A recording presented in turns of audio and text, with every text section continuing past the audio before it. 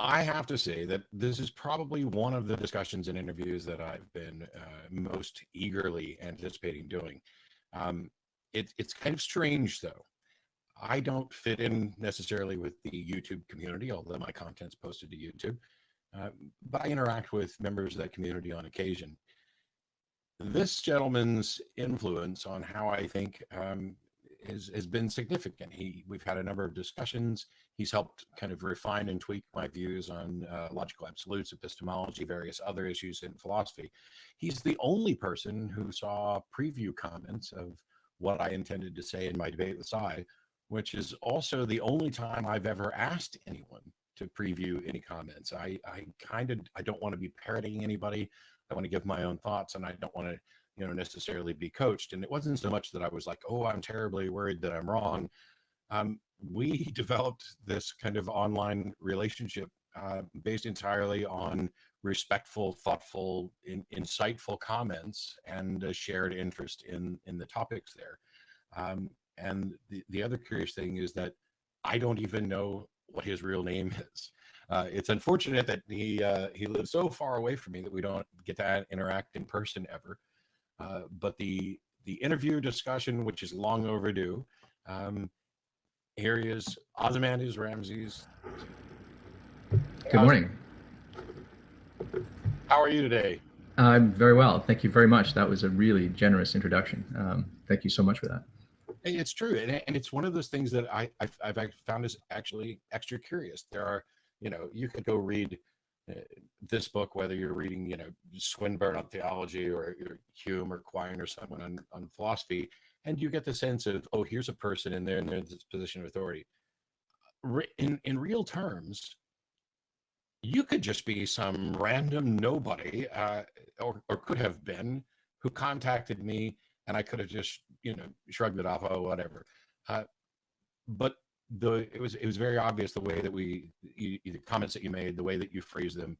I've loved the educational efforts that you've done on YouTube, and it's been helpful to me. So there are, though, perhaps a couple areas where we might still have some disagreement, and we might get to some of those.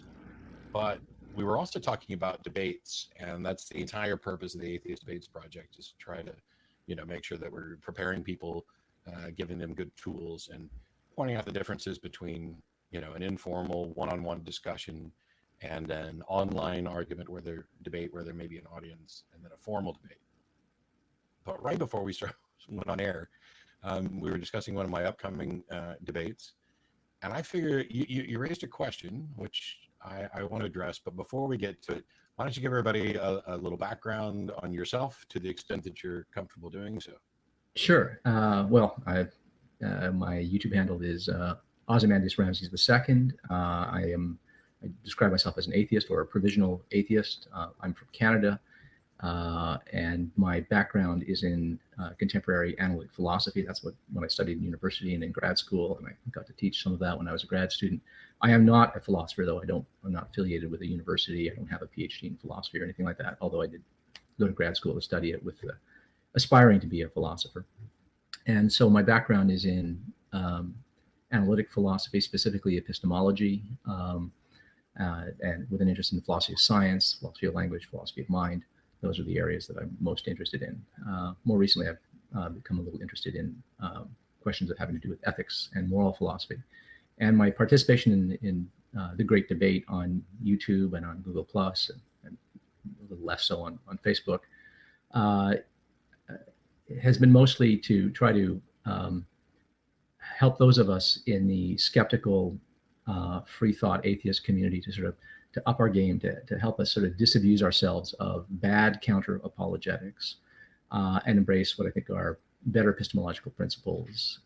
Because as I see it, the real problem that confronts us is not specifically theism or religion. I mean, these are, theism and religion are large umbrella terms, and some religions are worse than others. But the real enemy, as I see it, is irrationality, superstitious thinking, and dogmatism.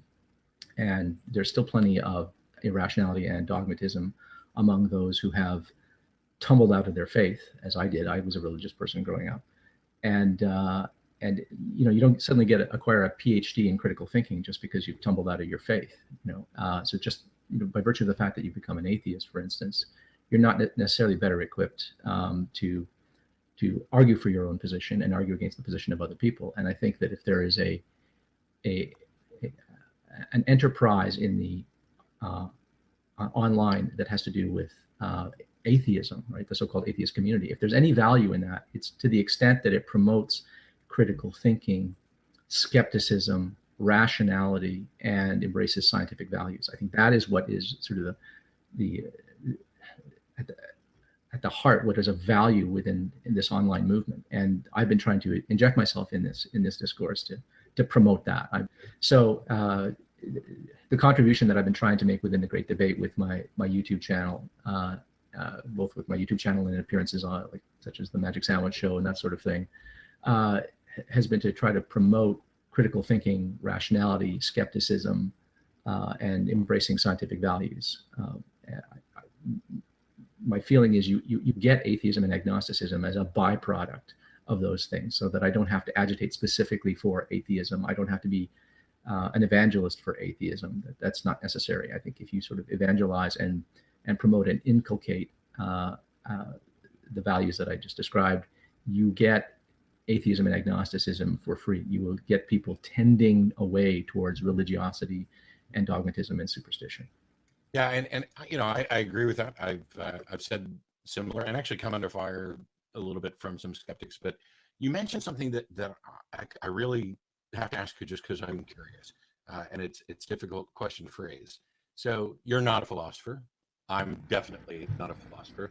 I have a keen interest in it. I've read some stuff, but my interest in philosophy only extends in a pragmatic sense, and to the extent that I want to know enough so that I am able to address the arguments, discuss the issues, have an understanding of the various problems, not be overstating things. But I have as my goal this promotion, the same as you, the promotion of critical thinking and rationality, which I think is going to, potentially eliminate bad thinking, superstition, religion, all of it.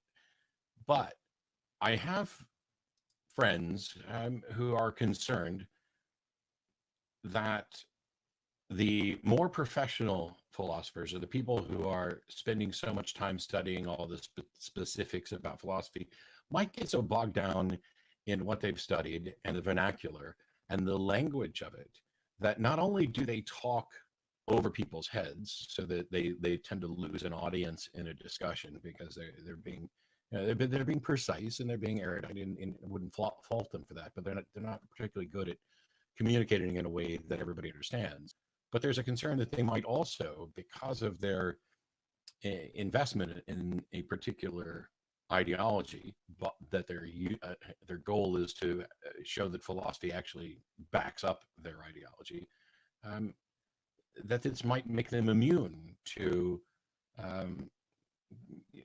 critical examination of those ideas. I mean, can you be too well versed in philosophy for your own damn good? I guess is the question. Well, yeah, I suppose, in the same sense that you can be too well versed in evolutionary biology and that sort of thing, so that you become incapable of communicating the evidence for evolutionary theory. I mean, I have known people who were exquisitely knowledgeable on the subject of evolutionary theory, but couldn't talk to someone who was a creationist and put forward the case for why we believe in common descent and Darwinian principles.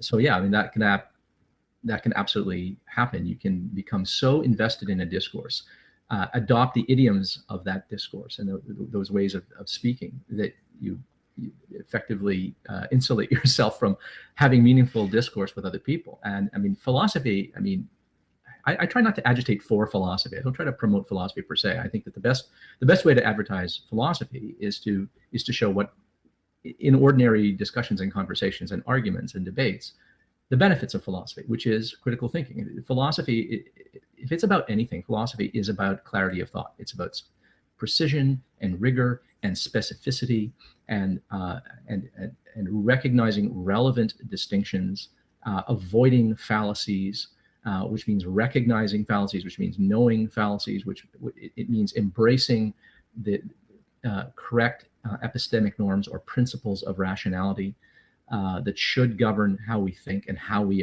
acquire our beliefs. I mean, philosophy, among other things, is preoccupied with principles of rational belief acquisition and belief revision, and so I think, to the extent that you're undertaking a philosophy seriously, you are undertaking the process of understanding how you acquire your beliefs, how beliefs ought to be acquired, when they should be rejected, when they should be revised, and so forth.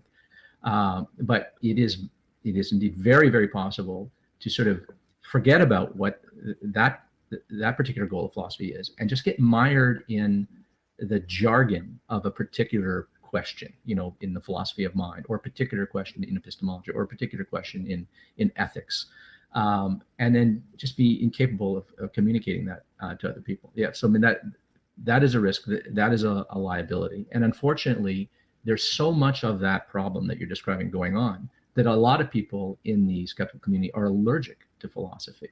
They don't appreciate that. Wait a minute, yeah, that it's all mumbo jumbo, right? And well, part of that is fueled by the fact that so much of religious apologetics reaches back in the history of philosophy and mines it, cafeteria style. They pick and choose whatever little bits of argument that they can cobble together to confect a defense of the faith. But that is doing philosophy in reverse. That is reverse engineering arguments to get to a conclusion. I mean, if philosophy is about anything, it is about the examination of our belief set and looking at where the evidence points. I mean, philosophy is not antithetical to the consultation of evidence. Philosophy starts from looking at the evidence and saying, what can we make of this? As I said before, they're doing philosophy in reverse engineering an argument. They make things incredibly complicated. They dress things up in formal logic to try to create the illusion of rigor and specificity where it isn't necessarily there, and where the arguments don't actually persuade them. They're already persuaded of the conclusion. They're just confecting arguments after the fact, shoring up. This is rationalization, plain and simple, when this goes on. Now, of course, it's not only theists that do this. Atheists are guilty of this kind of thing too. I think I might be slightly more charitable about this than you are. Maybe not. I can't read people's minds, so I know that there are apologists who probably are intentionally trying to deceive people.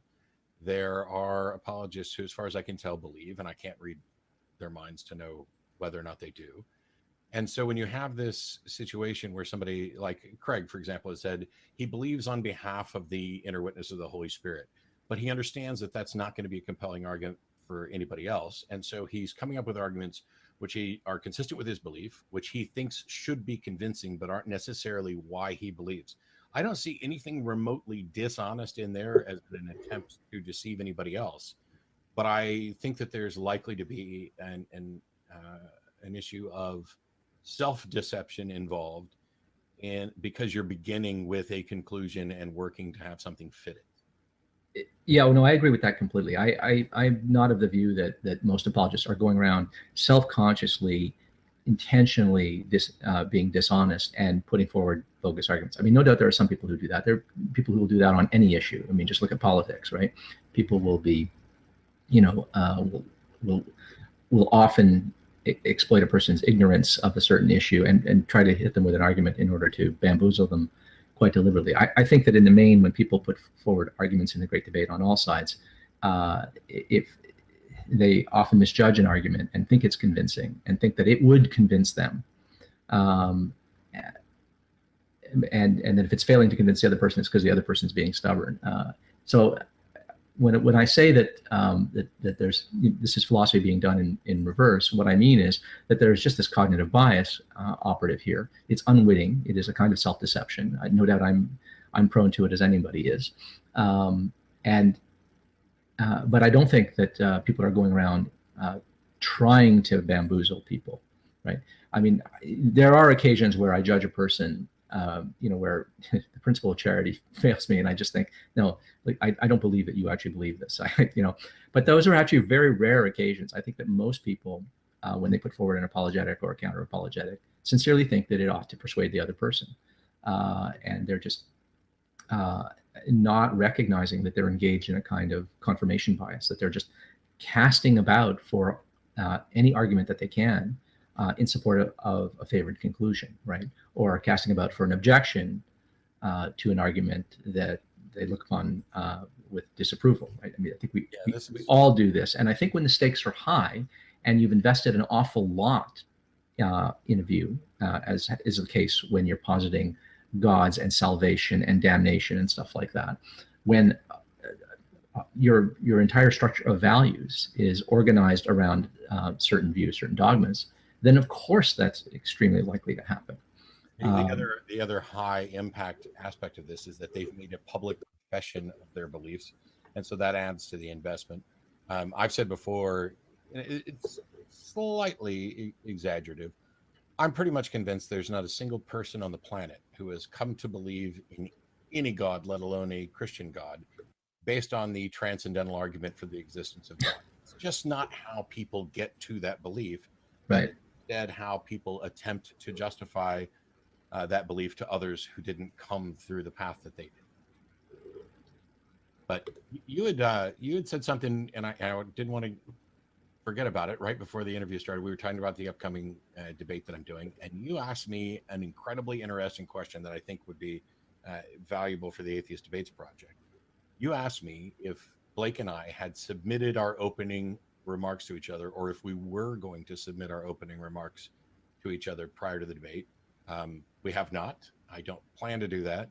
I have some objections to it, but it's not necessarily out of the question. And I thought it'd probably, maybe you could explain what your thoughts on this are and why. Okay. Well, I should preface it by saying that I don't do debates. People who've seen me in videos, who've seen me in Hangouts, who've seen me on discussion panels, know that I like to have open-ended discussions and conversations. I certainly get into arguments with people, and I'm prepared to argue fairly vociferously for my own position or against another position, depending which position is on the table. But I don't do formal structured debates. And the reason I don't is not because I disapprove of debates in general. It's just because I play to my strengths. Some people are good at debating. Debating is an art form, and people get better at it as they practice it, but some people just sort of are naturally good at it. I think you're really quite skilled at it. William Lane Craig is certainly very masterful at it. I mean, being a good debatist involves in knowing how to present your brief, your case, in a way that is digestible to an audience of coming from varied backgrounds who won't necessarily have knowledge of a specific vocabulary. So you've got to sort of cast your net wide. You got to go deep enough, but you've got to say it quickly and easily. You have to be able to anticipate what your opponent is likely to say, and you have to think. You have to be really nimble. You have to think fast on the fly. You got to be able to detect a flaw in an argument that you might not have heard before, or be able to raise an objection in real time.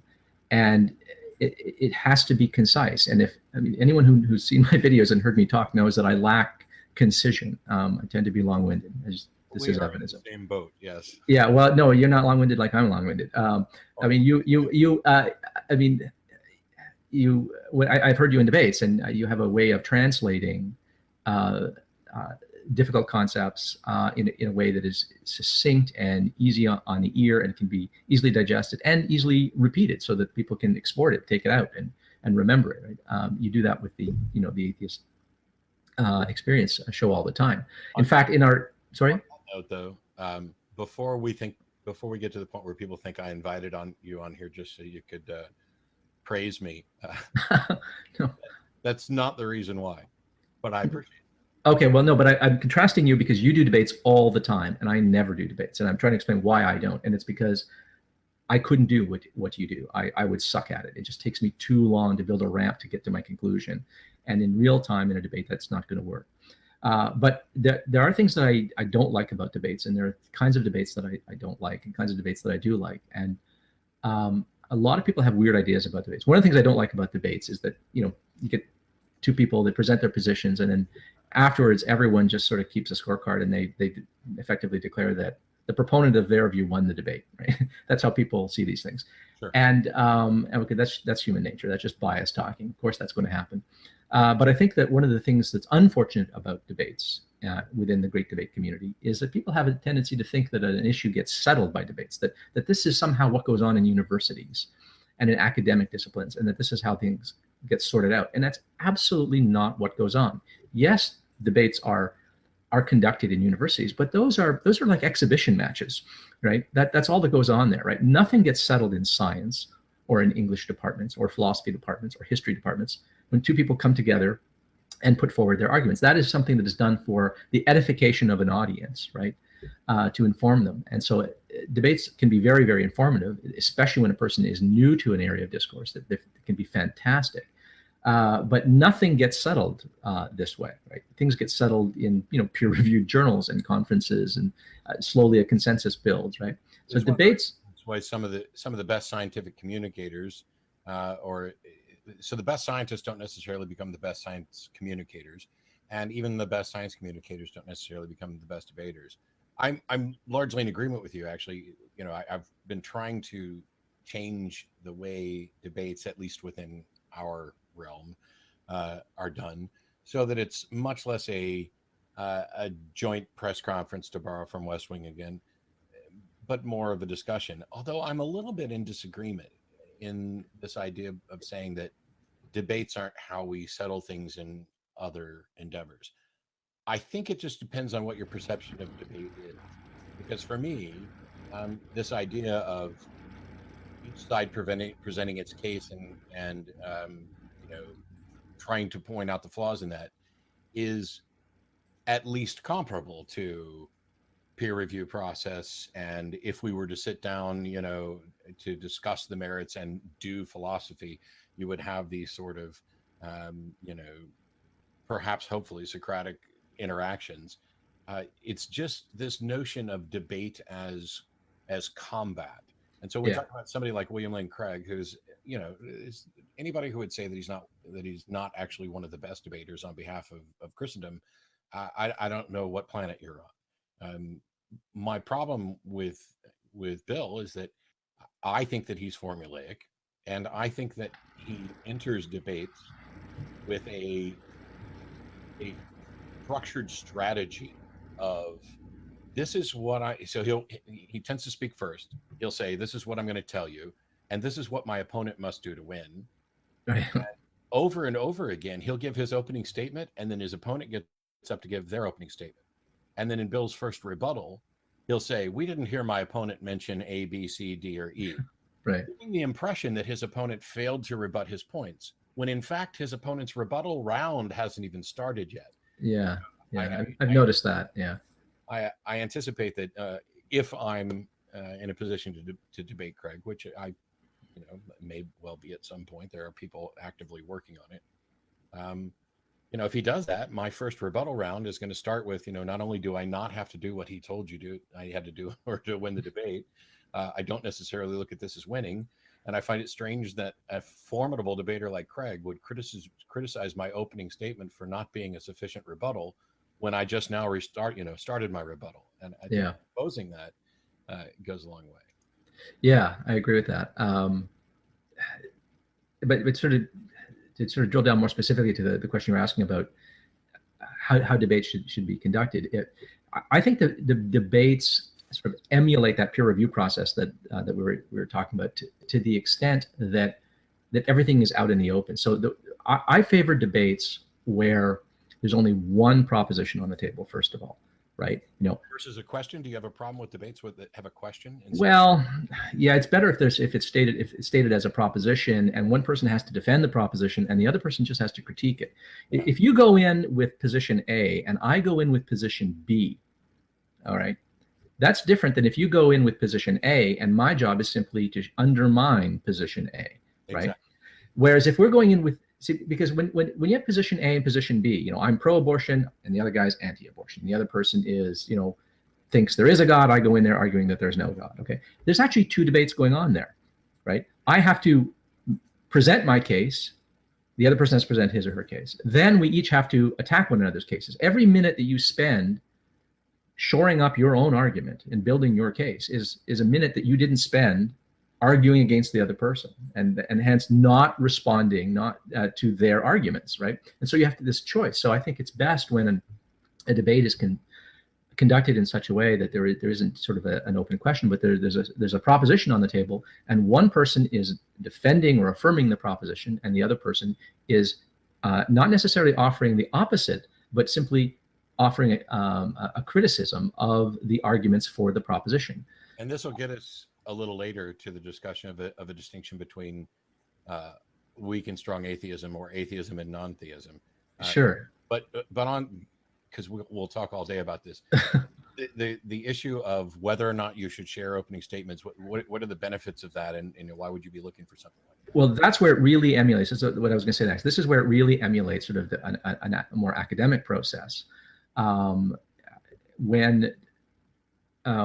When you share opening statements, you're not going in blind. I'll give you an example. When I was a grad student, when I was working on my master's, I presented a paper at a conference, and it was my first conference. I'd never been to I'd been to conferences, but I'd never participated in a conference. And what unfolded was exactly what happens at most conferences. You submit a paper, it gets accepted or rejected by a committee. A reviewer is assigned to read your paper and write a commentary on it, a rebuttal. And that's what happened. That gentleman had my paper, and then he sent me his rebuttal. Okay, and so we each knew what the other was going to say so we both had our opening statements. So when I went up there and I presented my paper to the audience, he already had a written reply, and I knew what his reply was. So then I could respond to his reply, and then we had a conversation. We had a discussion in front of everyone. And this is how these things should go, ideally, in my view, so that you don't blindside someone. Because if I have time to evaluate your argument, I can offer an informed critique of your argument. And so my opponent is going to have the benefit of the best possible critique that I can muster, assuming I took the time to read it carefully and think about it and write a proper rebuttal. And so that would be of greater benefit to the audience. They get not only two well thought out positions, but two well thought out rebuttals. Whereas when people just have to rebut one another on the fly by the seat of their pants, hearing the argument for the first time, you can miss stuff. I'll give you an example here. What's that? It's more about performance at that point. That's right. And that's where skill comes in. So that nimbleness of mind that I don't have. I couldn't do that.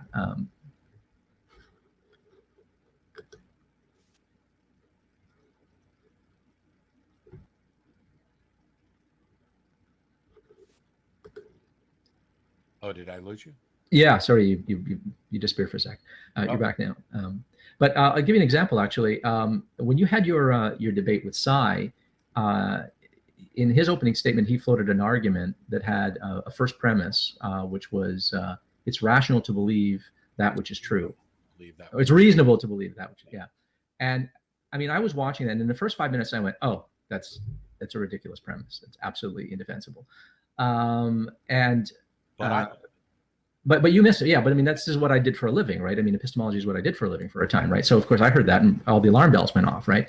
But had you had time to think about it, right? But there you were in the heat of the moment. You were concentrating on presenting what you needed to present and anticipating what he was going to say. You had no idea he was going to say this. You had no time to think about it, And so how much better a debate could it have gone if each of you had one another's opening statements and then intelligently responded to those opening statements? I mean, it would have been better for you. It would have been a better debate.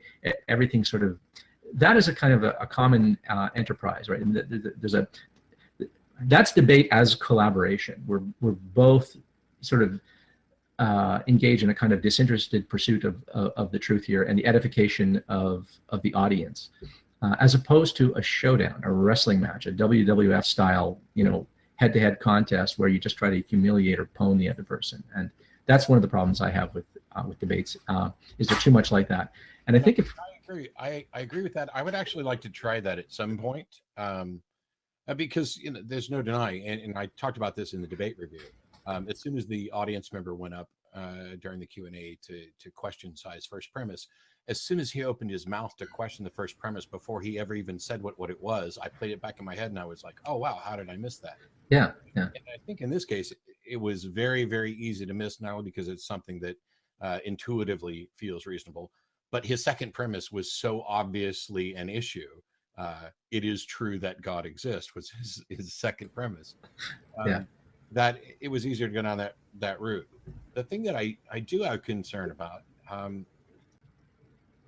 in the realm of arguments, for example, for the existence of God or these theological debates, I'm not aware of anything that would be considered a truly new or novel idea. We've not only have we categorized and labeled the arguments, but we labeled versions of the arguments. And somebody shows up and they're presenting a cosmological argument and their version of the Kalam cosmological argument.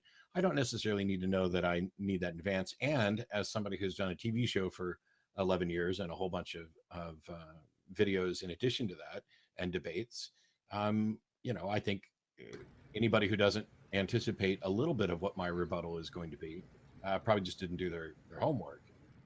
The reason that I might be maybe opposed to this sharing of opening statements and rebuttals ahead of time is not because I'm overly concerned about losing a debate.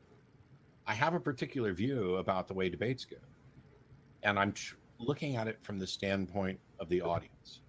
And one of the things that I want the audience to see, which is why I want more cross-examination and Q&A time, where I give a 5-10 minute opening statement each and then talk for an hour, because I like making people think. I like being made to think. I like seeing how people respond to questions that they weren't necessarily anticipating, because it lets you know, are they just regurgitating some rote explanation that they've heard said 100 times and perhaps haven't thought about?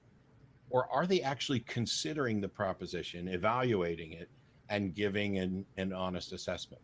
Because I understand that we're not going to get to the truth of the matter of whether a God exists in a debate. But we are going to get to which of these two individuals representing their position is actually thinking about this, has put in the time to understand the subjects, and can respond to perhaps an out of the blue type question, because that tells you something about not only their level of understanding of the subject, and of course how well they can think on the fly, which is not in any way, supportive of whether or not what they believe is true. But we know about, mirror neurons and empathy. And when you see the person up there who holds the same view that you do, and they are unable to defend it, and they're unable to defend it any better than you are, sitting there, that feeling of discomfort is what I'm going for, because I think that it's necessary to get people to reevaluate their position. And it's just the same for me. I'm invested in a particular view, and there needs to be perhaps some nudge, some shock, so the audience member will feel the potential embarrassment. And it's not really the right word. It's not, but there is. I'm not sure there is a right word. Well, no, there's a cognitive dissonance that happens in a conversation. That's why I favor conversations. You can have an open-ended conversation on a subject, and it can be quite pointed, and two people really, butting heads over something. But when you hit a person with an objection that is quite forceful, and when you think about it, oh, that's an obvious objection, and the other person clearly does not have a response at all, clearly hasn't thought about it, right? That sets up cognitive dissonance in the other person. And everyone who is watching, who is sympathetic with that person's view, feels that cognitive dissonance. Like, oh, they then start thinking, how would I answer that? And I'm curious to see how he or she will answer that. Right. And that, I think, has value. And that is the drama that people enjoy out of a debate. But I think that you can get that out of a good heated conversation. Since I suck at debates, I'm going to stick with conversations. I'm with you, and I want the debates to be more conversation. Like, I had a great conversation after the show on Sunday. There was a gentleman originally from France who lives in Houston, who came down to challenge me on an issue about how I talk about morality and what the definition is, and he had his own model. And we had a great discussion, which, at least for the people sitting around us at the table, was beneficial. There were, I think it would have gone very differently if we had known each other's position ahead of time and dug in, rather than having it presented kind of on the spot. And that sort of conversation in the one-on-one thing not having that preparation meant that when I asked him a question that I thought exposed a problem with his view, he felt the impact of the cognitive dissonance that the audience would normally have felt because he hadn't had an opportunity to think through this. Now, I don't know that we can say necessarily which is better, or that there's great differences here, especially since I'm agreeing with you that I wish the debates about, gods in the Bible and supernatural, in that realm, I wish they were more conversational. I wish it was, not so much the joint press conference that I like to keep around.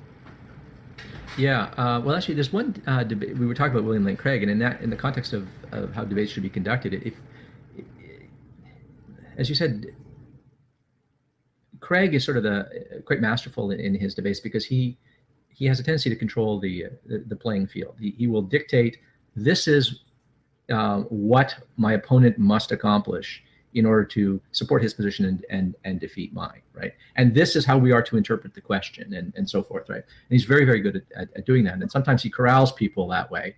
But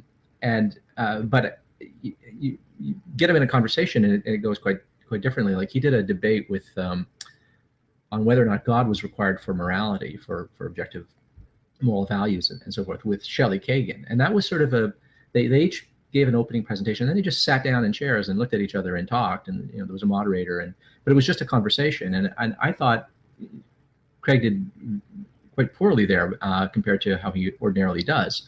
But it's because he wasn't able to sort of control his time in the way that he normally does, and he had to think on his feet, and it didn't go quite so well.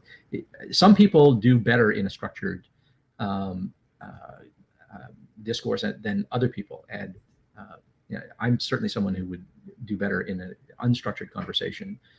Let the conversation go where it goes, but other people are able to sort of capitalize on the fact that they only have a certain amount of time, and they have well rehearsed arguments and slogans. And I don't mean to disparaging when I say slogans, but I mean sometimes it is necessary to boil down a difficult concept into a couple of short sentences that are easy to drink in. And some people are really good at that. He's really good at that. I think you're quite good at that. I mean, and I mean, that's how certain kind of memes get spread around in the great debate community, is with people who are skilled at that. So,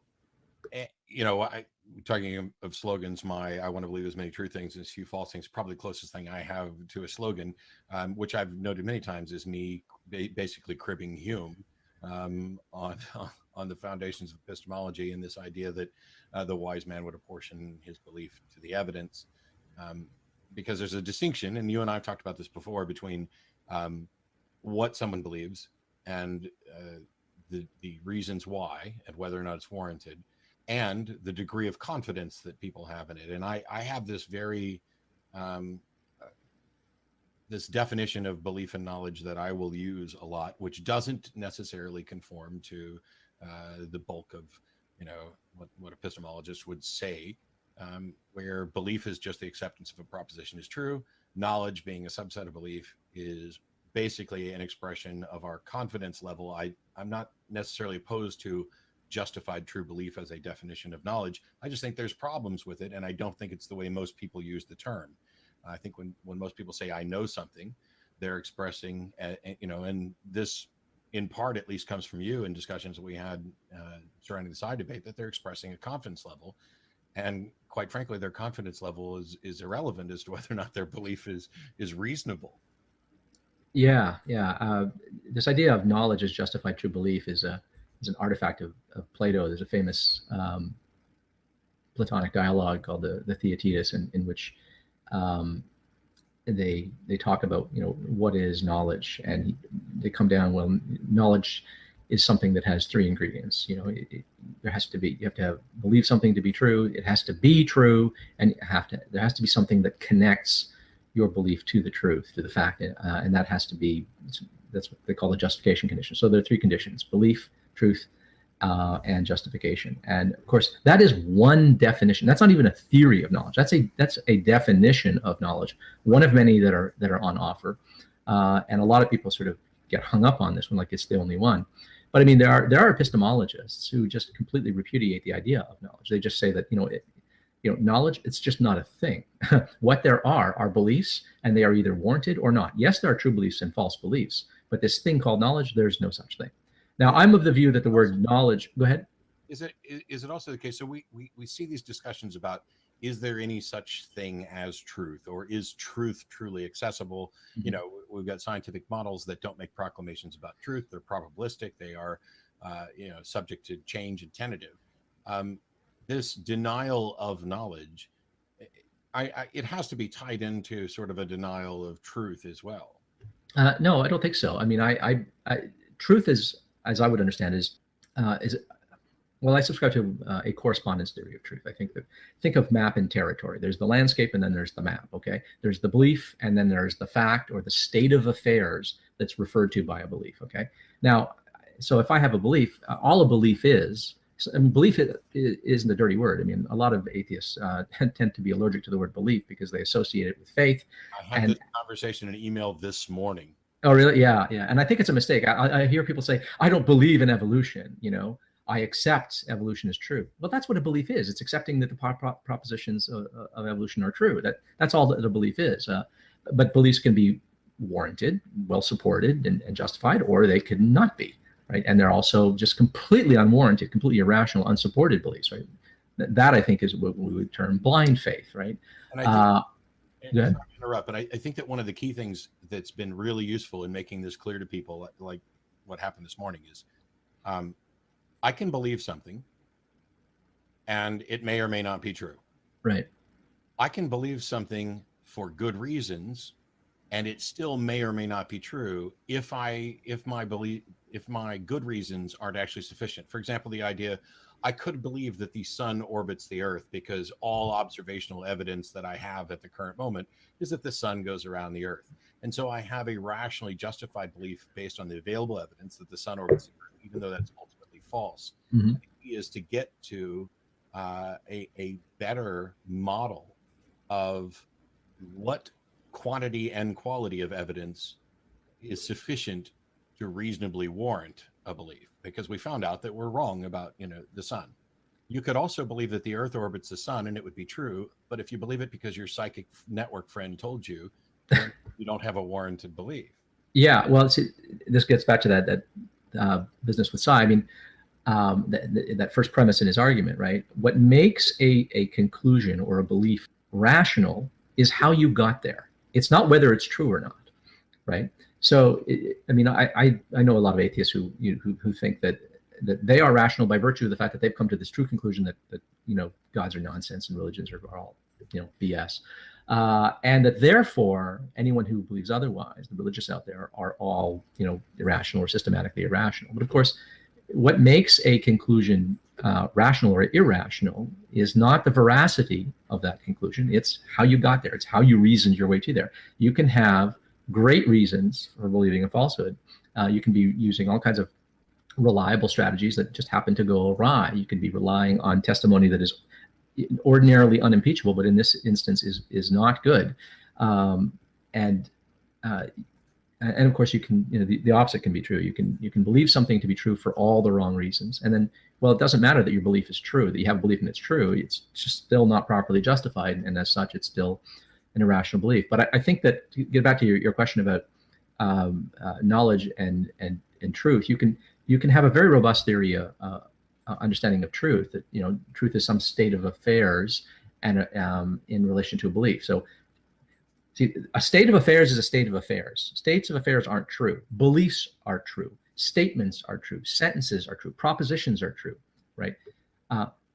A state of affairs is what makes a belief, a statement, a proposition, a sentence true, right? So think of states of affairs as the truth makers. They are what makes propositions and sentences and statements true, right? So we have to understand truth as relational. It's a relationship between a proposition, which can be expressed as a written sentence or a spoken sentence or a belief in your head, okay? It's a relationship between a proposition and the state of affairs described by that proposition, right? And when you have that correspondence, then we say the belief or the statement or the proposition is true. Now, that doesn't mean that there's such a thing as knowledge, though. I mean, it is possible to imagine a species of beings that has coincidentally true beliefs. I mean, or just imagine an individual who just wakes up one day with an idea, and it happens to, they happen to believe, they consult their magic 8-ball and they decide it's going to be raining that day, and they should take an umbrella on the basis of the prediction of a magic 8-ball or something like that. Now, that is a very unreliable and silly way of arriving at your belief. There's no connection between the state of affairs that it will rain later today and the belief that you have, right? Your belief was just not occasioned, was not brought about in the right way. It was not the result of a reliable process. Okay, but it's possible to imagine, hypothetically, beings that are systematically divorced from the facts, so that they are never reliably connected to the facts. These would be unfortunate creatures, and so they would never know anything because they're never properly connected to the facts. If ever they have a true belief, it's by luck, it's by coincidence. If they have a false belief, it's equally by luck and coincidence. They wouldn't be in possession of knowledge. They would just occasionally have true opinions, and nothing more. But I mean, the concept of knowledge it's an analytical distinction. The concern that people have who are skeptical about the idea of knowledge is, how do I know that I know? Well, wait a minute. Knowing that you know is a different proposition. If I say, what's that? Because that's awareness. Well, it's a equivocation. But it's awareness of a different proposition. For instance, I'm aware that this is a cup. I am holding a cup in front of me now, right? That I am being caused to believe that there's a cup here. I didn't choose. I'm not deciding to believe that there's a mug in front of me in my hand here. I can see it. I can feel it. I can hear it. Okay. My belief is occasioned by the fact that there's a cup. Okay. Now, if that story is true, if it's true that I believe there's a cup, if it's the case that there is a cup, and if my belief arises in the right way, right, is caused in the right way by the fact that there's a cup, then it's justified. Then I would say I have a reliably produced true belief. I know that there's a cup here. Okay. But then you say, yeah, but how do you know that? Oh, well, now you're asking me not how do I know there's a cup. Now you're asking me, how do I know that I am causally connected in the right way to the cup, that I could have a visual experience that reliably represents the cup? Now you're asking me a question about my mental faculties, my visual faculties, and inferential capacities, and so forth. Now you're asking me, how do I know the answer to a different question? So when people say, how do you know that there's a cup here? Okay, that's different than do you know there's a cup here, right? There's proposition A, here is a cup. I know that to be true, I would insist. But then if you challenge me on how I know that, you're now asking me to provide justification for a whole set of different propositions that are, I've answered the question. In my explanation of how I know there's a cup here, I answered why I know that there's a cup here. That is done. That question is effectively answered. And I don't believe it entails a regress just because you can ask me, how do you know? Now you're asking me, how do I justify proposition B? I answered how I justify proposition A. So, truth and knowledge are not the same thing. Knowledge implies truth, knowledge implies belief, and knowledge implies something like justification or reliably produced true belief or something like that, depending on your definition of knowledge. But even a person who would deny that there's such a thing as knowledge, okay, whatever the reasons, good or bad, you don't have to repudiate the concept of truth. Truth is this relationship between a proposition and a state of affairs that makes the proposition true. And you can accept that without ever going around saying we're ever in a position to know the truth. The truth can be the truth whether or not you're aware of it, much less whether or not you know it. Yeah, I'm in agreement with you. I've defined truth as that which comports with reality, kind of as a quick shortcut, the comparison of the map to the place. And I like talking about people who are confusing the map for the place. Yeah. I think one of the reasons, and I noted over in chat, I was saying, I think that that there are people who are more intuitively aware of this because of interactions I've had. For example, I'm a magician, and there are a bunch of magicians in the skeptic community. And I think that one of the aspects of this is that they understand, as magicians, it's their job to make you feel that your belief is warranted when in fact it's not. And so magicians are more likely, I would think, to understand that you can believe something which is not in fact true, and yet from your perspective, given the available information, certainly feels as if your belief is warranted. That being, the job description of the magician. I've said, and I think you'd agree, but you can comment if you don't. When we get into these discussions, oh, I don't care about belief, knowledge is all that matters, or I don't believe anything, and all this. We can have the discussion we just had, but I've pointed out that if somebody tells me that they know something, I largely don't care that they're expressing knowledge in any context other than they are expressing a belief, because we don't wait until we have knowledge to act. We don't necessarily, as you were pointing out, you don't even have to have a model that includes knowledge. If you believe something, if you accept that something is true or likely true, and whether it's warranted or not, whether it's actually true or not, whether or not you count it as knowledge, this is going to inform your actions, and those actions have consequences. So telling me that you know something is, for me, saying, I really, really, really, really, really believe this. And the definition of knowledge that I've used in discussions like this, just for clarity, is that knowledge is a belief held to such a high degree of confidence that it would be worldview altering to discover that you're wrong. And I think that kind of goes along with how most people would use it, even if they're not necessarily aware that that's what they're saying.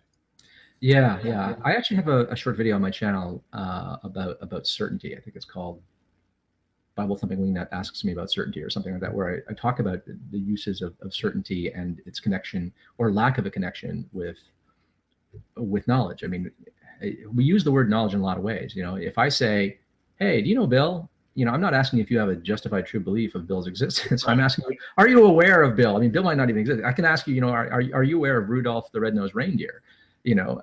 Rudolph the Red-Nosed Reindeer doesn't exist. You're not going to have a justified true belief about the existence of Rudolph the Red-Nosed Reindeer, right? But that brings up the issue of context too. I think we recognize that if you said, do you know Bill?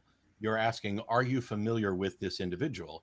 And if somebody said, do you know Rudolph? They're asking you, are you familiar with this concept that I'm pointing to? Right. That's right. But we use the word knowledge in all kinds of different ways. But when philosophers are talking about knowledge, or when scientists are talking about knowledge, it's sometimes different. Philosophers have a tendency to be talking about this, something like justified true belief, or, as I see it, reliably produced true belief. But very often scientists, when they're talking about knowledge, what they're talking about is nothing like that. What they're talking about is a belief that is so well warranted, well corroborated, so well corroborated that it would be perverse to withhold your assent, right? And so you can provisionally assent to it and provisionally be confident in it, right? And here's a slogan that I've used a few times. Knowledge and certainly certainty will not give you anything that a well-warranted belief won't give you. That's what you really want. You want reasons to think that your map is accurate, right? That it predicts what you're going to see next, right? That when I crest this hill or round this bend in the river, this is what will unfold before me, right? The map will make these predictions. That is what a map is for. And we don't have an independent way of checking our map, right? You check your map the hard way. You look around at the world and you corroborate or you disconfirm the content of your map that way. That's all you've got. And the longer your map has served you, the more confident you're going to be. And this is partially rational, but I mean it leads to a problem. If you have a belief set and it's served you well your whole life, right? And that includes believing in some religion or some superstition or some political ideology. It can be wrong, but unless that a religion or a political ideology or superstition abuts against reality in such a way that you can discover that it's false, your confidence in that is going to continue to grow the longer you're living with it, right? Because you can always say, well, my religion served me well, my political ideology has served me well. And so, what you want are well-warranted beliefs, and you want to be aware when your beliefs are well-warranted and when they've simply been along for a long time and never actually been tested because they never abut against, evidence of your senses, or they've never been critically examined, and you've never sort of sifted through them for internal inconsistencies and external inconsistencies and so forth, right? So that is sort of something that people ought to keep in mind is that well-warranted beliefs is what you want. Unwarranted beliefs is what you want to avoid. You don't want to avoid the word belief. Don't be allergic to the word belief. Everyone's got beliefs. Beliefs are just what you think is the case. If you think something is the case, you believe it to be the case. That's all it means. I'm glad you got to this idea of well-warranted beliefs. There were a ton of topics that I had planned on potentially addressing. So maybe we'll end up doing a variety of hangouts, but I think we got to some of them in a roundabout way, but it raised this other question I think ties a few things together, because I was wanting to talk about, the process of discussions, what may or may not be convincing, and that's, perhaps too big for today. But to look at it from like a 30,000-foot view, I am engaged with my interlocutor who believes something and feels that it is warranted. I do not share that belief. I don't think that that belief's warranted. We'll set aside the atheist, non-theist discussion for today. Although we'll note for those people who had asked for this that we are slightly in disagreement about which one is more useful, but not the facts of the matter. So now I'm in a conversation with somebody, and there's two things that can happen. Either we can agree on a path a methodology that would result in a reasonably warranted belief, in which case we then discuss the merits that somebody's offering for their case and show that it is either consistent with that method or it's not. Or we begin, or perhaps, as I've seen, a little more likely, rather than beginning with a disagreement about a methodology, once somebody has been cornered, they then alter an alternate methodology, or say that the path to reason that we thought we agreed on doesn't exist. I have this suspicion that, generally speaking, under almost any circumstance other than the particular subject on which we disagree, and I don't mean you and I mean me and the person I'm arguing with about religion, we do in fact agree on a basic idea of a methodology that would make our belief warranted. And it's only in these occasions of special pleading, essentially, about religious beliefs or superstitions, where maybe we've overemphasized personal experience or something else, that we one of us pretend to disagree about the path to warrant. How do we address this disagreement about pathways to understanding?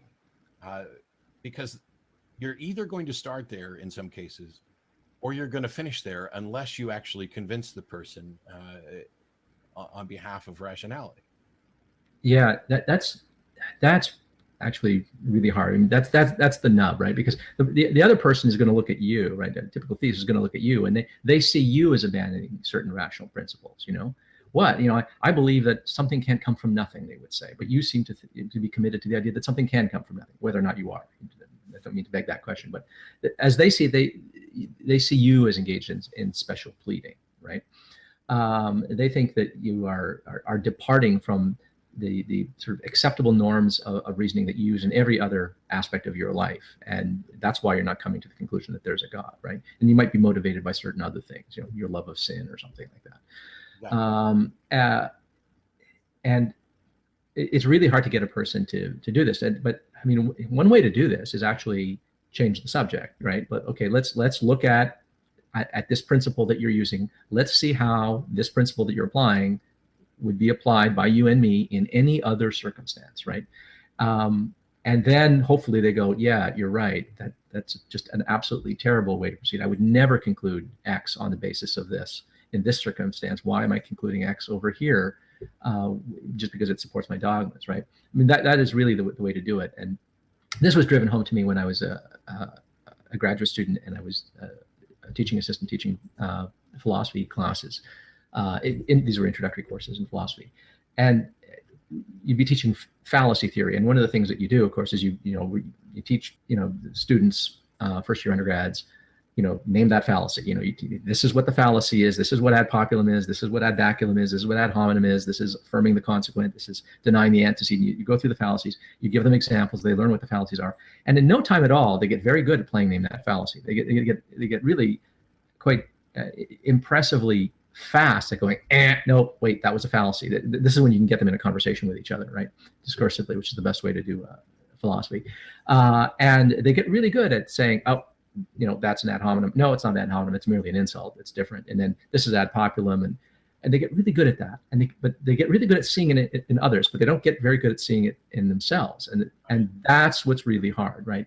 And one of the lessons of critical thinking is not just being able to recognize violations of our epistemic norms, of the standards of good reasoning in other people, but in our own belief set.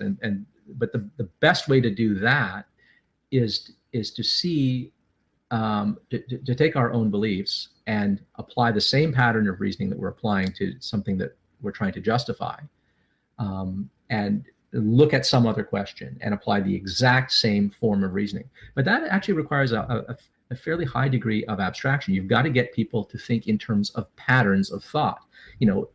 Modus ponens, A implies B, A therefore B. That's called modus ponens. That's a rule of inference that everybody uses every day of their lives, and even if they've never heard the expression modus ponens, right? Or modus tollens, or disjunctive syllogism, and so forth. Most people never think in terms of forms of argument, the structure of thinking. And if you can get people to think about arguments not as particular arguments for a particular conclusion, but get them to generalize it and think more abstractly, then they can come to see that, oh, some forms of argument reliably conduce to the truth, and others, they might not be true, and you can't rely on them. Those are the ones that we call fallacies. They don't necessarily bring about a false conclusion, but they don't necessarily and reliably conduce to the truth, right? Yeah, there's a lot of people who don't have a good understanding of the definition or the distinction between validity and soundness. Right. The people that I come across who, in predicate logic, there's 256 syllogistic forms, and 16 of them are valid in structure. And this is something that some people would know and memorize, but that doesn't necessarily mean there's a familiarity with it. I think the best lesson, and by the way, logical fallacies can apply to both, tend to apply to structure, but also to content with regard to soundness. Yeah. Right? Formal and informal fallacies. And I love this idea of playing the fallacy game, of spot the fallacy. I agree with you that people are much far worse at identifying fallacies in their own speech. And I think this is also partly because sometimes we don't necessarily communicate what it is that we're thinking accurately, that there are shortcuts that we take in language that lead us to fallacies, even if what we're conceptualizing might be accurate. But I think the best lesson I learned from my wife, I used to come home from the show and she would say, stop saying argument from ignorance. Because the people that I'm talking to on the show don't know what the argument from ignorance fallacy is. Right.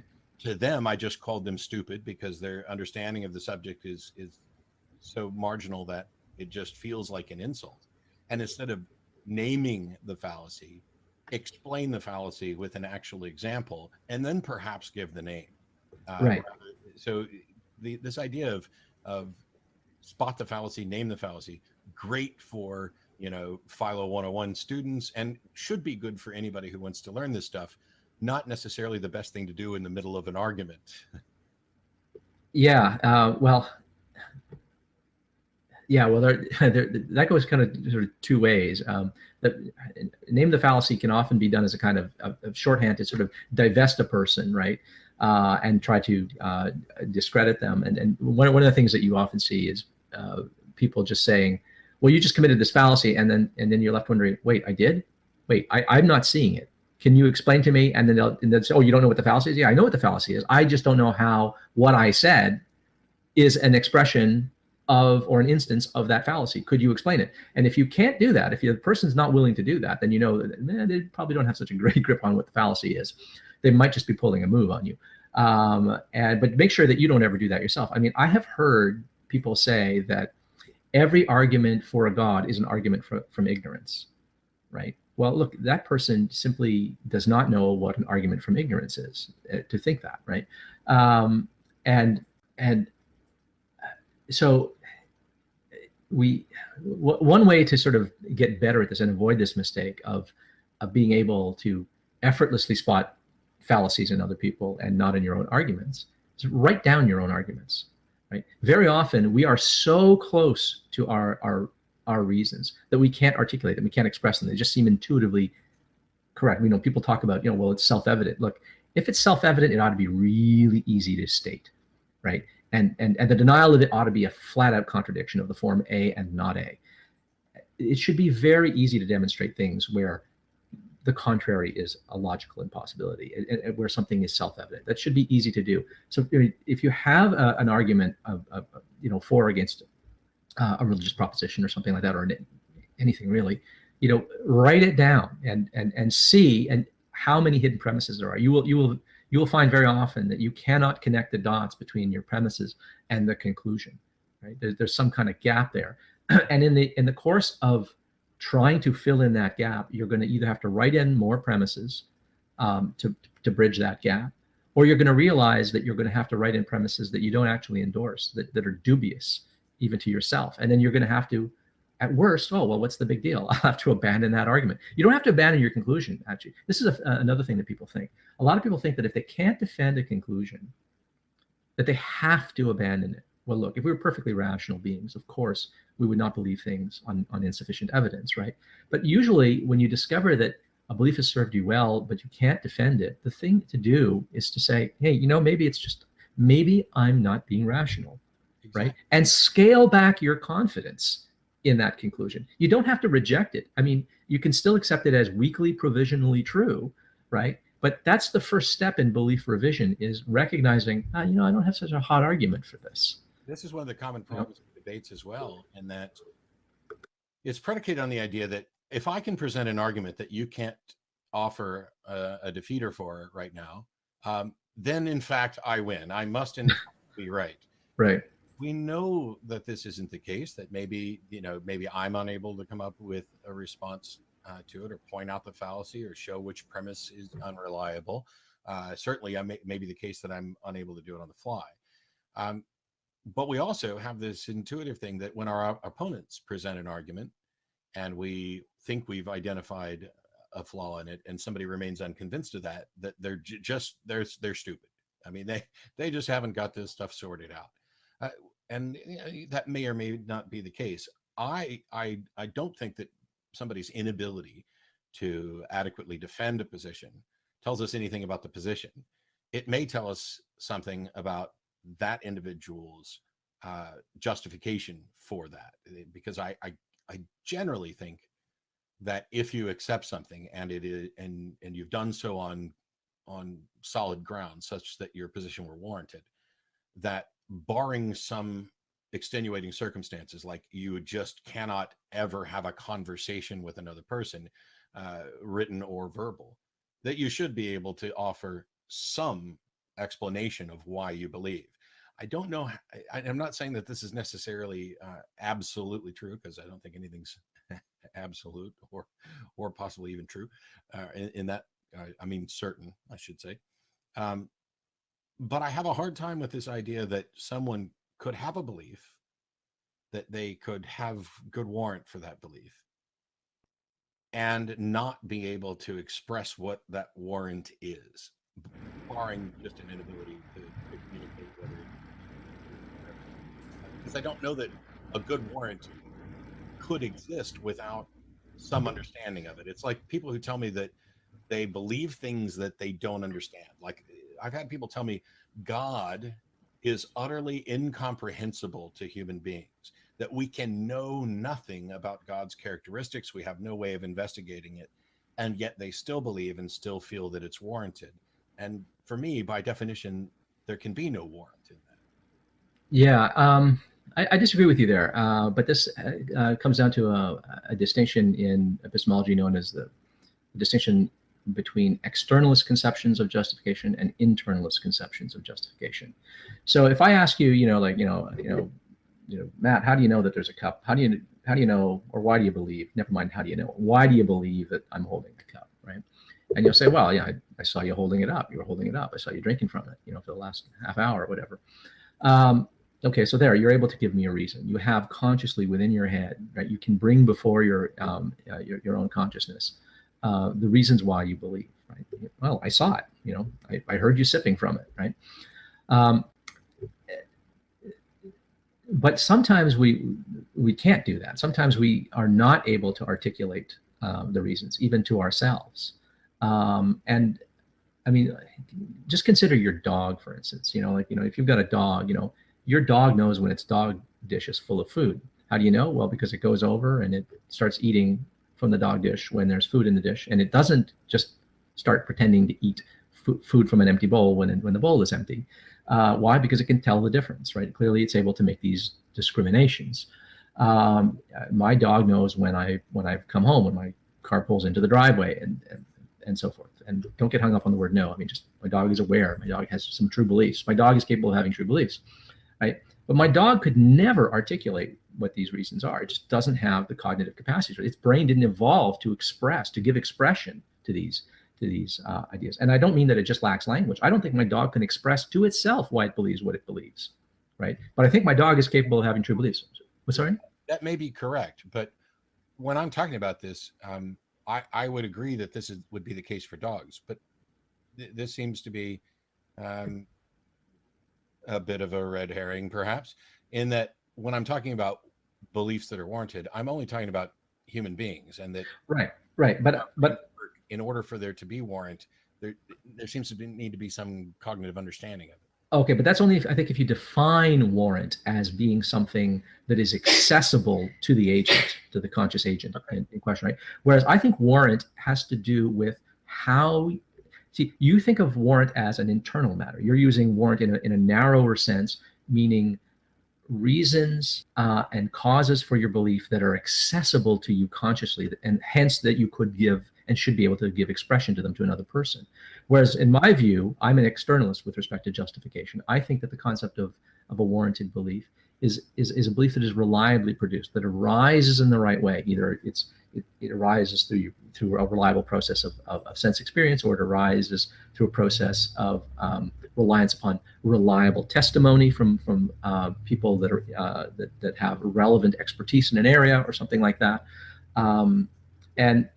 And so, in my view, having a warranted belief is simply having a belief that arises in the right way, whether or not you can articulate the mechanism or not. Right? And I don't just mean articulate in the sense of necessarily be able to communicate it. Oh, okay, but even to oneself, one should be able to reflect upon it, right? I think that's sort of a later evolutionary add-on, that we're able to think about the reasons, that we're able to engage in conscious inferential practices. I think people. So go ahead. I would say that that's the substantive part that I want, that for me defines reason. Like when you say that your dog has, an external warrant for believing, whether or not there's something in the bowl, that I agree with regard to here's a belief and it is in accordance with reality, and the way the dog came to that belief is reliable. And but I think there's a distinction when we're talking about whether or not something is reasonable. When we're talking about we exercise from a standpoint of thought, beginning with identity, non-contradiction, blah blah blah blah blah. That there's something extra, which we both recognize as difference between us and the dog. And because that something extra exists within us, this ability for self-reflection, this ability to discuss and think about this, that there is a secondary stage of warrant. It kind of goes with much power comes great responsibility, in that because we can reason better than a dog, perhaps we have a higher bar to cross before we should say something is reasonably warranted. I don't think it's that we have a higher bar to cross. It's that there are leaps that we can make. That is, there are bars that we can clear that a dog can't. Okay. I agree with you that there are some things that need to be warranted consciously, that you should be able to articulate, if only to yourself, if not to another person. But that's because I think that there are true propositions that can only be apprehended via a conscious process of inference. Right? I mean, a gorilla could walk into the room and he could see that there's a table sitting over there, right? He sees the table, but does he see that it's a table? I don't think he knows that it's a table. He sees the table, but I don't think he sees that it's a table. There could be a twin cam engine sitting on my living room floor. He would come in and he would see the twin cam engine, but he doesn't see that it's a twin cam engine because he doesn't have the cognitive capacity to formulate that concept, right? And I think that this is getting kind of specific, because if we just go with the dog with the bowl, I don't know what concept is in the dog's mind, and I certainly don't want to get hung up on the language about a concept. But I would suspect that when a dog goes over to the bowl and is made aware that either there is food in there or there isn't, that I don't see how it could be the case that there's not some conceptualization about a distinction between a bowl that has food in it, a bowl that is empty. Or no, I think the dog has an experience, a visual experience of a bowl full of food. Okay, but think about inductions, for instance. Inductions are most people don't say, I saw a black crow, and then I saw another black crow, and I saw another black crow, and then there was that other occasion where I was over there and there was a crow and it was black, therefore all crows are black. That's not how people do induction. Most people do induction the way cats and dogs do induction. It's completely non-conscious. It's happening at the level of hardware. We can make it conscious, and consequently we are able to recognize the limits of induction and scale back our confidence in inductions, in certain inductions under certain circumstances, in a way that a dog couldn't. In other words, because we have certain cognitive capacities that allow us to make explicit the cognitive processes that are involved, right? Some of them are cognitive processes like vision and induction. Some of them are inferential practices where we're thinking about something like deduction and argument by analogy and stuff like that. These require language. These require the ability to represent a state of affairs to yourself, not just have an experience of a table, but be able to formulate the sentence, there is a table, what follows from that? That is a capacity we have. There's the responsibility, the added responsibility I think that you're alluding to. It arises from the fact that we have certain cognitive capacities that allow us not only to have just raw experiences, but reflect upon those raw experiences, not just make inferences, but recognize that we have made inferences and evaluate the process by which we arrived at those experiences. And that itself becomes a process, right? And so there are inferential practices that we have as opposed to processes, right? Dogs, I would say, just have, inferential, they just have belief-forming processes, but they don't have any inferential practices. We have both. Now, when it comes to the question of sort of God's existence, look, that is, I submit, is not something that you just experience, although some theists would try to insist that you can just have an experience of God. I would challenge that. But in any case, if you believe that God is a Trinity, look, you don't just experience that God is a Trinity. If you believe that Jesus died for your sins and your only path to salvation is accepting him as your Savior, that is not just a feeling that you get. That is a proposition. That is a doctrine that you hold to. That is something that you have to think about, and that presumably you arrived at that through a process. You were told by a person who you trust, who has not been in the habit of BSing you your whole life. They're teaching you something that's supposedly important. They tend not to lie about things that are important. Therefore, you trust them, and that's the process, right? Sort of confidence in a reliable authority, right? We can evaluate those things. So I'm just going to finish the point. The fact that we have not just reliable belief-forming processes, but we have reliable belief-forming inferential practices is the difference between us and some other species. And I think these are going to belong along a continuum. I think these are things that slowly evolve. But consequently, in my view, warrant is something that encapsulates both. It's not just the stuff that you're conscious of, which is how we got onto this. Okay, well, so I think we're once again we are largely in agreement on the facts. It's more about how we choose to label or think about it. Because if I were to imagine that I were able to communicate with a dog at the level of a dog, I can't tell you whether or not a dog would understand anything conceptual such as "why do you believe," and then it could respond with "why do you believe." But I don't think that it's an unfair assumption to presume that if I could communicate with a dog that way, that it would in fact have a concept like that. Because if I said, why do you believe there's food in the bowl? Or better yet, like, we can take it a step further, because dogs can tell whether there's food in the bowl, nothing in the bowl, or something inedible in the bowl. Mm-hmm. So they clearly have these distinct concepts. And I think that, if you communicate with the dog, you'd say, why do you think there's food in the bowl? And the dog would just say, because there is. Look, it's right there. And while this is a very simple, it's not distinct from why do you believe there's a cup. I agree there. The only thing I'm saying is not that I think that we have a greater capacity and therefore can explain further. It's in the case of the dog, if I were to ask him, why do you believe that there's food in the bowl, the dog would say, it's right here. It's you can look at it, I can taste it, I can see it, versus empty, I can smell it. I don't know that they can necessarily communicate those concepts, but they have to have those experiential differences. There's a different brain state for rotten food that they might love and rotten food that they don't love. Right. And in human beings, I think the same thing is the case. When somebody tells, what I was arguing against is essentially the dog saying, I believe there's food in the bowl, and I believe that there's no way to tell anything about what's in the bowl or not. That is the distinction I was trying to get at. Yeah. No, I appreciate that. I just a quibble here. I don't think you could ask this sort of hypothetical. If we could talk to a dog, I think the problem is that the gulf between us and dogs is such that we could not ask the question in a way that they could understand it, and it has nothing to do with language. I just think that dogs can't formulate questions. Period. So but two dogs can communicate. Oh, they can communicate all kinds of things to them, but there are certain things they can't communicate. There are certain things you can't communicate by virtue of not having language. I can communicate that I believe that this is a cup.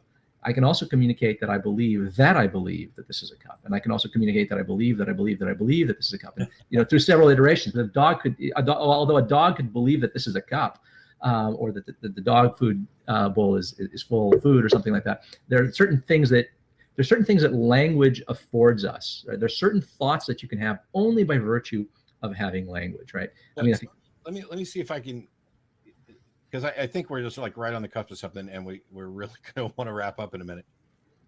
If a dog came up to another dog that was starving, mm-hmm. and coaxed it to follow it to food, mm-hmm. and this is kind of behavior, we see this in animals on occasion sometimes. Yeah, sure. There's all kinds of altruism. Yeah. It would seem to me that this demonstrates that not only does the dog have a concept of food, but it has a concept of a dog perhaps in need of food. Sure. And can find some way to communicate that the food is there. And now we're just talking about degrees of communicating this. Right. I'm fine with the idea that the dog not only has several warranted beliefs in that case, but that it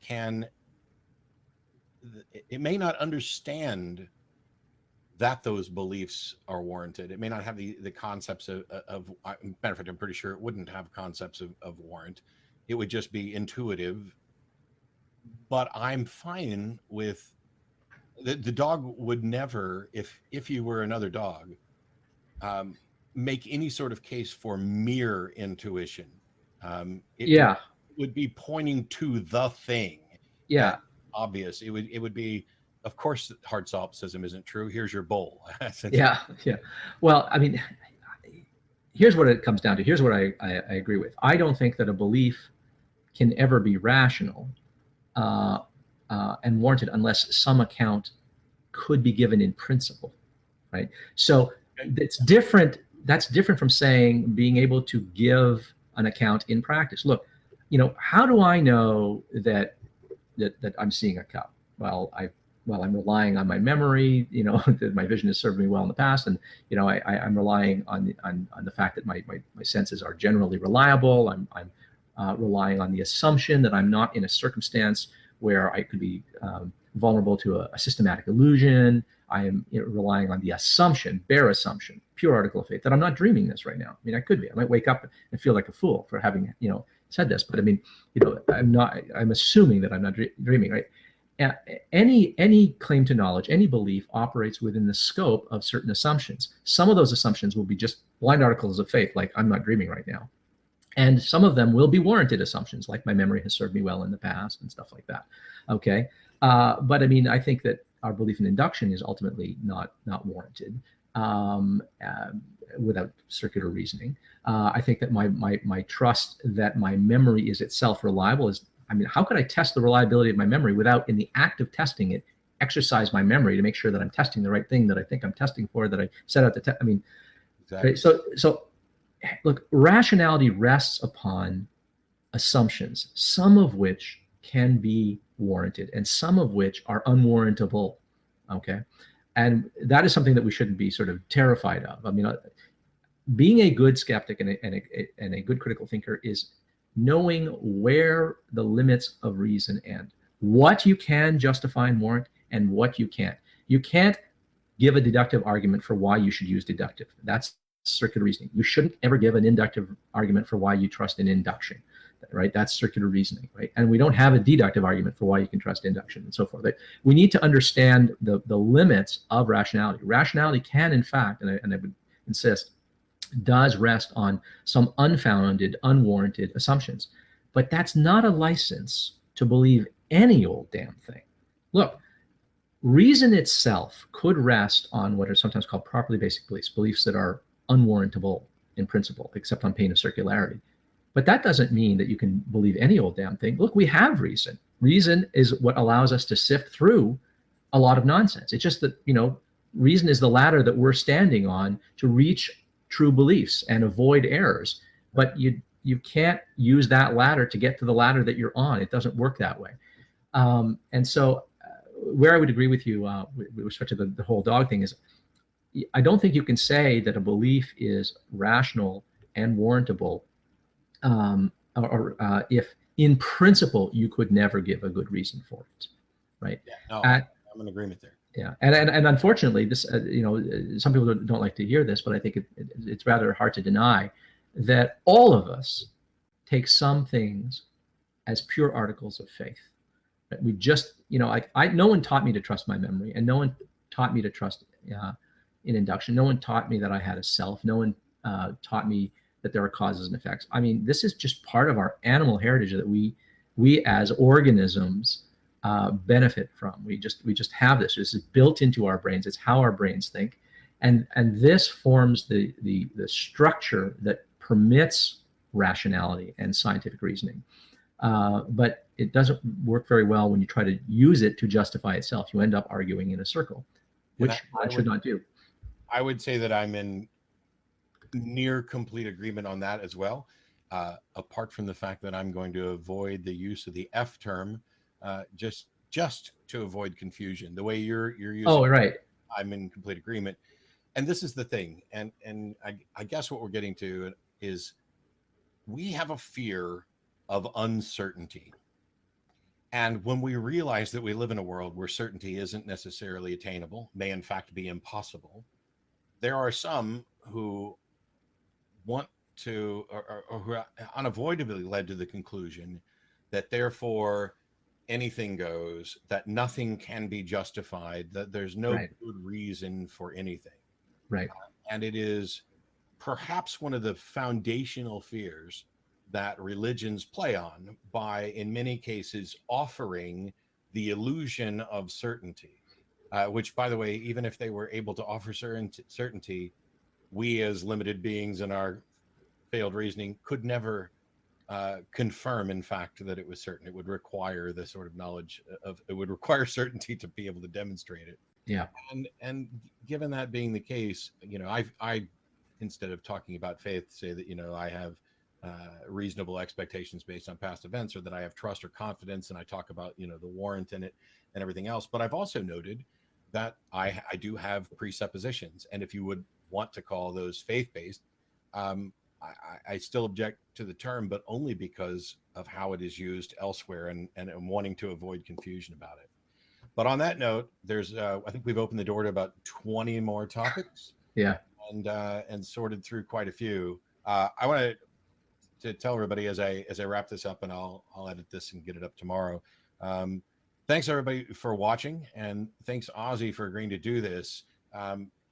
I'll put a link up to Ozy's channel, because I would think that if you value my thoughts on these subjects, it would seem reasonable, and I may have a warranted belief that you would also value the thoughts of individuals whose thoughts I value. and Ozy is extremely high on that list. And he has a bunch of content up at his channel that'll go into this in much better detail than we're able to do just sitting down for an hour or so. But this video is made possible by supporters of the Atheist Debates Patreon project. You can find more information and add your support at patreon.com/atheistdebates.